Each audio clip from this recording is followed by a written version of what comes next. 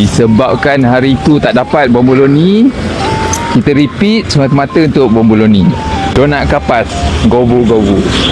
Hai, Assalamualaikum. Ada ada ni order. Macam ini kalau tak order awal habis. Apa Nestum? Apa ni? Nestum good. Ni tak nampak lah. Ni hazelnut, ni dark chocolate. Kasut tak ada?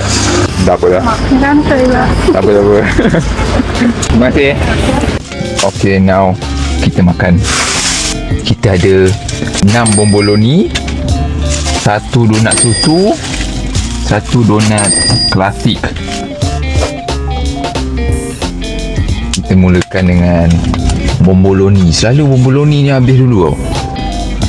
Kau satu. Bismillahirrahmanirrahim.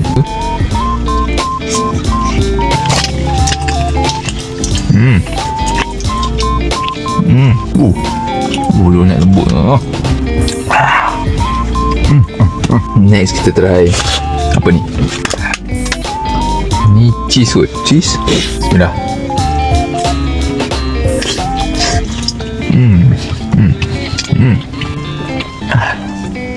This one rasanya dark chocolate ni. Memang favourite dia adalah donat dia. Donat dia lembut, kebu. Last bomboloni ni Nestum something. Bismillah.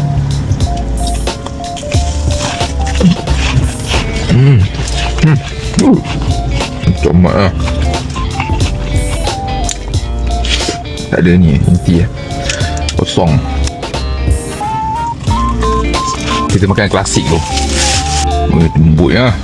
Lipat dua.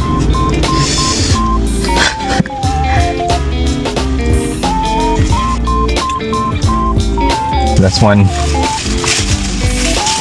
Donat susu. Bismillahirrahmanirrahim.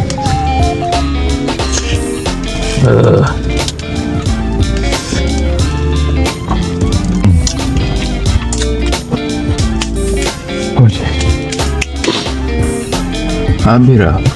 Comot kau ni makan. Kita dah makan banyak sangat gula ni, so kita kena exercise sikit. 1, 2, 3.